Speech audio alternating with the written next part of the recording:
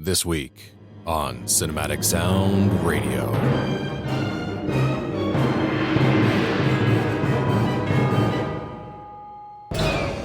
It's our annual Halloween special. On the program today, you'll hear selections from The VISAGE by John Morgan, Bless the Child by Christopher Young, Blood of the Vampire by Stanley Black, music from the Macabre pair of shorts, featuring a suite called The Headless Horseman of Halloween by John Morgan and William Stromberg. And we'll end the program with two Chuck Cirino scores, 976 Evil 2, The Astral Factor, and Evil Toons.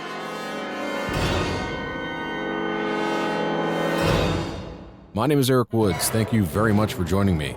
Sit back, pick up your feet and relax as Cinematic Sound Radio begins now.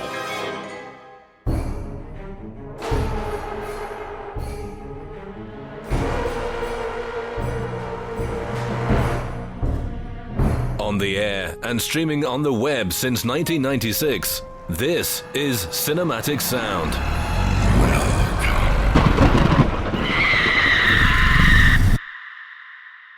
Hello, everyone, and welcome back to Cinematic Sound Radio.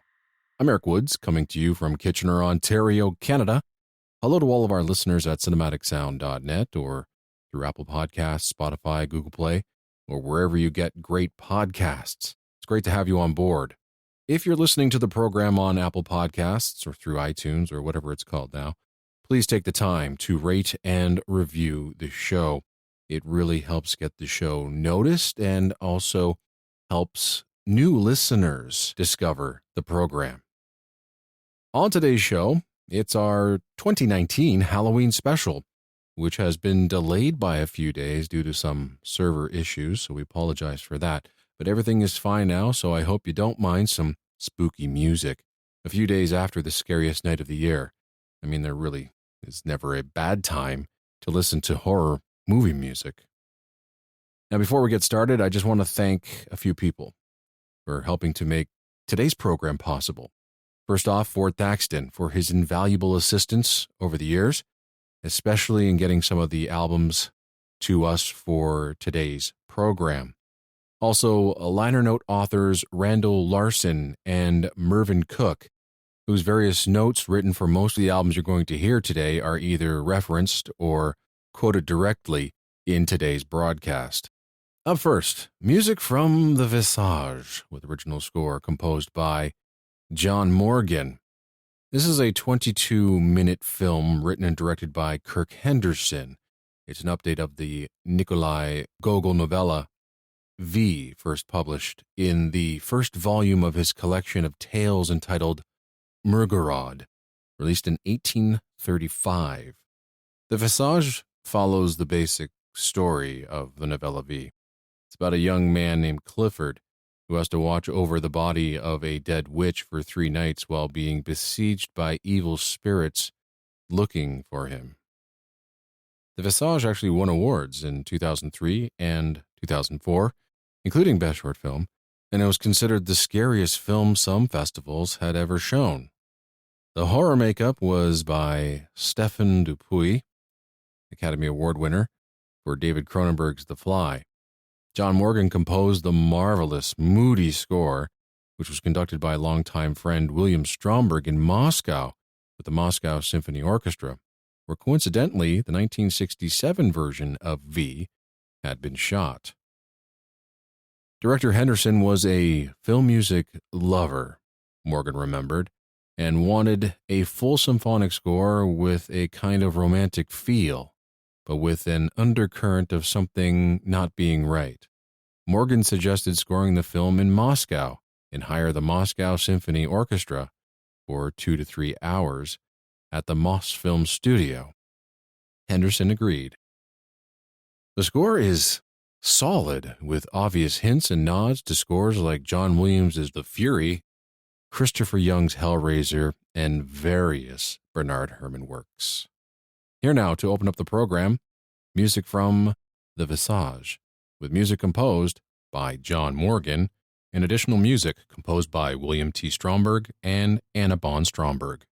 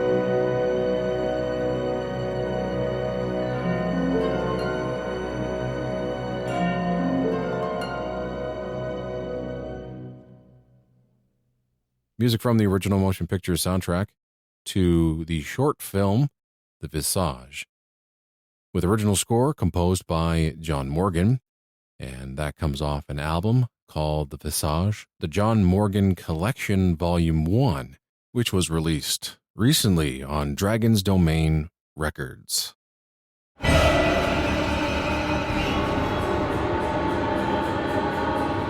The home for film, television, and video game music since 1996. This is Cinematic Sound. Up next, music from one of the most severely underrated film scores that Christopher Young has ever written. It comes from Bless the Child. The film was released in 2000, directed by Chuck Russell, and stars Kim Basinger. It's based on the novel of the same name by Kathy Cash Spellman.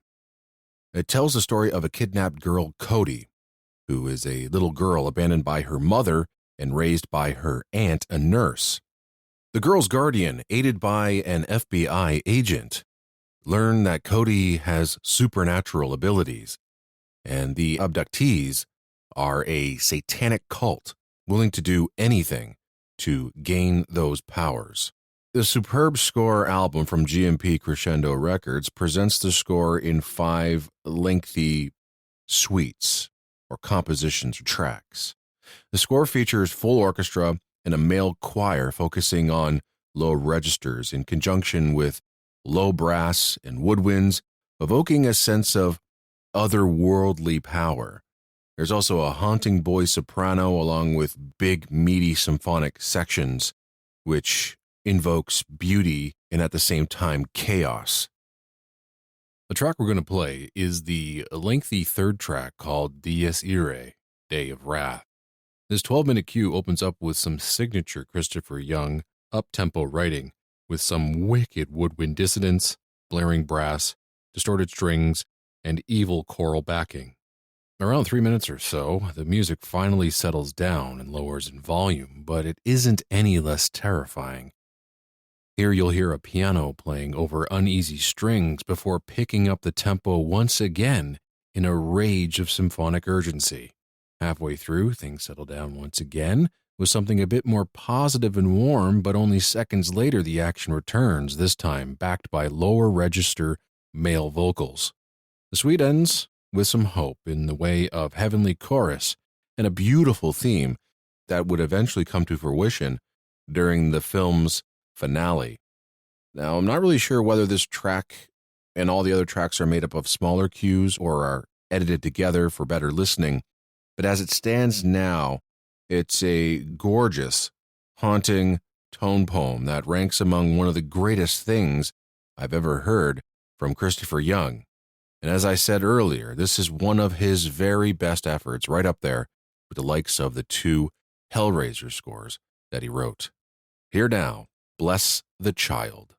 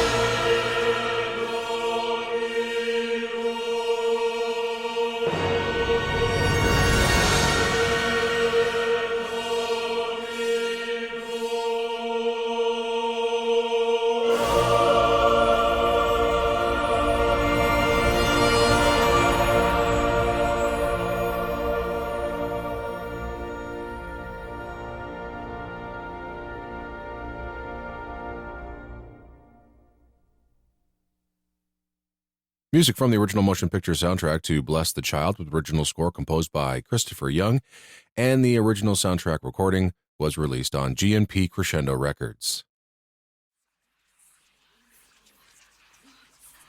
You're listening to the film, television, and video game music radio show, Cinematic Sound.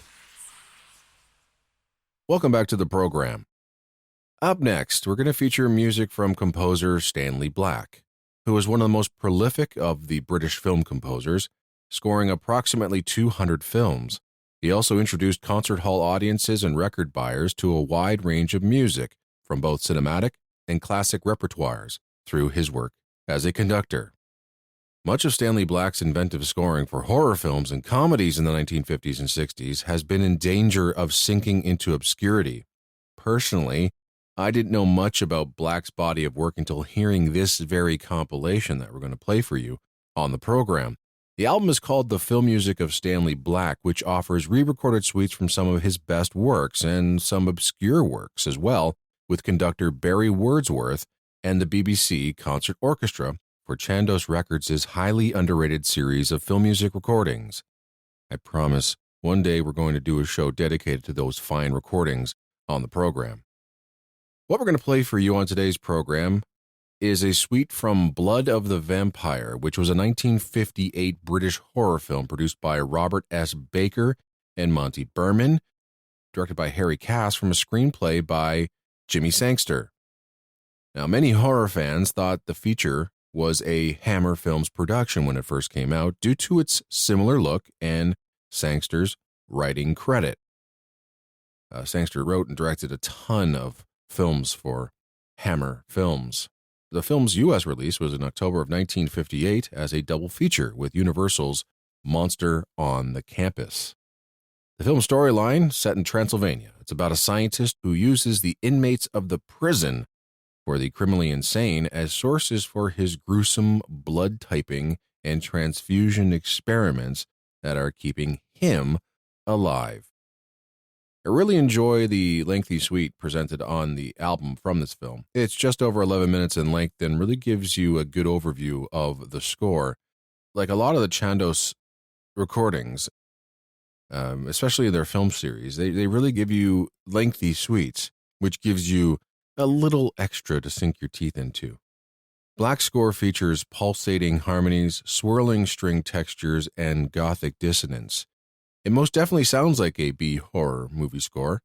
It's very over-the-top at points, featuring classic low brass clusters and melodramatic strings.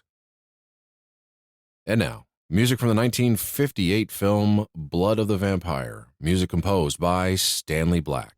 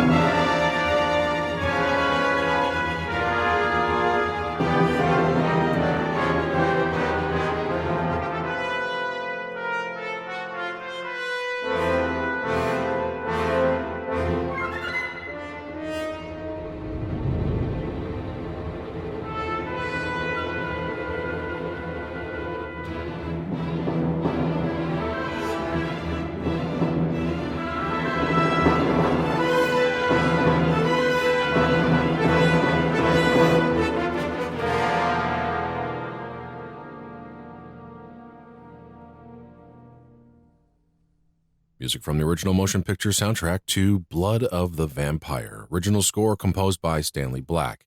In that recording, Barry Woodsworth and the BBC Concert Orchestra were wonderfully captured by recording engineer Ralph Cousins at Watfield Coliseum in November of 2004, and that suite, along with numerous other Stanley Black suites, are available on an album called The Film Music of Stanley Black from Chandos Records. The home for film, television, and video game music since 1996. This is Cinematic Sound. Welcome back to the program. Up next, we're going to feature a short suite from an anthology of films called The Macabre Pair of Shorts. This anthology of comic horror tales follows a pair of snobby vampires, an English teacher with such an unhealthy obsession with the legend of Sleepy Hollow that he might lose his head over it, a psychotic mime with a violent sales pitch for eggs and ham, and a killer reel of film that erases everyone who watches it. This tongue-in-cheek fantasy horror anthology was directed and co-written by Scott Mabbitt, partially based on the short film Overtime by King Wilder, and was co-written and produced by Sean Manton. Originally, when composer John Morgan came onto the project, it consisted of 2 black and white short films, and that's what Morgan scored. However, Mabbitt was cash-strapped, and Morgan had to solicit volunteers to perform the score from students at the music department of UCLA and USC. The Headless Horseman of Halloween, from the episode The Legend of Seymour Hackell, is a variation of Washington Irving's Legend of Sleepy Hollow, in which Hackell, an English teacher, dresses up for Halloween as Irving's famous Ichabod Crane, only to be chased by the real Ichabod, who is eager to take the teacher's head. John Morgan's music for this segment was influenced by a jauntier Bernard Herrmann piece, that for Hitchcock's The Trouble with Harry, which gives the episode a clever tongue-in-cheek progression. To convey the darker elements of the real Headless Horseman, Morgan quotes the famous 8-note Dies Irae, Day of Wrath, and in this suite, William Stromberg offers additional music. This is the cue The Headless Horseman of Halloween from the episode The Legend of Seymour Hackell from the anthology film The Macabre Pair of Shorts.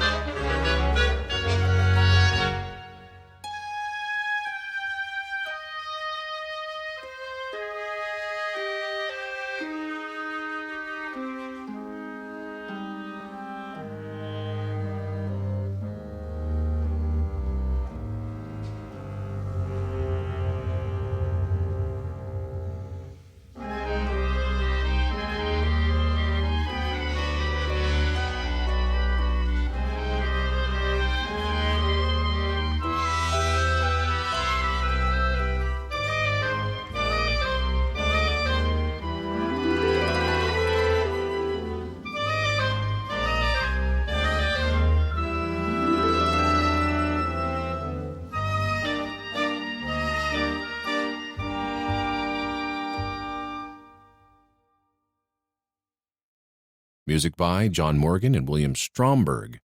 From the film The Macabre Pair of Shorts, which is an anthology film. And that cue comes from the episode The Legend of Seymour Hackell. And the cue was The Headless Horseman of Halloween.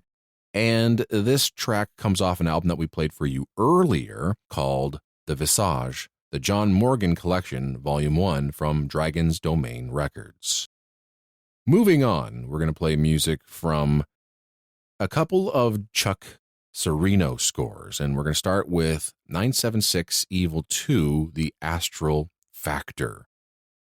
This was the sequel to the 1991 film called 976 Evil, which was directed by Jim Wynorski. 976 Evil 2 continues the long collaboration between filmmaker Wynorski and composer Chuck Cirino, which includes such films as Chopping Mall, Deathstalker 2, Not of This Earth, Transylvania Twist, A Doggone Christmas, and most recently, A Doggone Adventure. Wynorski has directed over, and if I can remember my facts correctly, 150 films throughout his career. Now, in the first film, people who dialed the number 976 Evil would receive supernatural powers and turn into satanic killers. It was not a critically successful film, but it had actually modest box office returns, which were good enough for the production company to approve a direct-to-video sequel. Thus, we get 976 Evil 2, The Astral Factor, which was released on home video in the UK in December of 1991 and in the US the following April. Now, the sequel got a larger budget than usual, and it was Cirino's idea rather than to score the movie wholly with synthesizers to instead take advantage of the budget and bring in a small orchestra to enhance the synths. Cirino's idea was to emulate what Jerry Goldsmith and Bernard Herrmann had done back in the Twilight Zone days with small orchestras. The score is constructed around a gothic main theme and a love theme, and the score also has a spaghetti western vibe to it. Cirino is a huge fan of Ennio Morricone, and the main title, for instance, sounds like something that Ennio Morricone and Jerry Goldsmith got together to compose. Beyond the two recurring themes I mentioned, the score consists of a lot of texturally layered motifs and intricate and very creative sonics to give the score a very unique sound. Here now, 976 Evil 2, The Astral Factor, with original score composed by Chuck Cirino.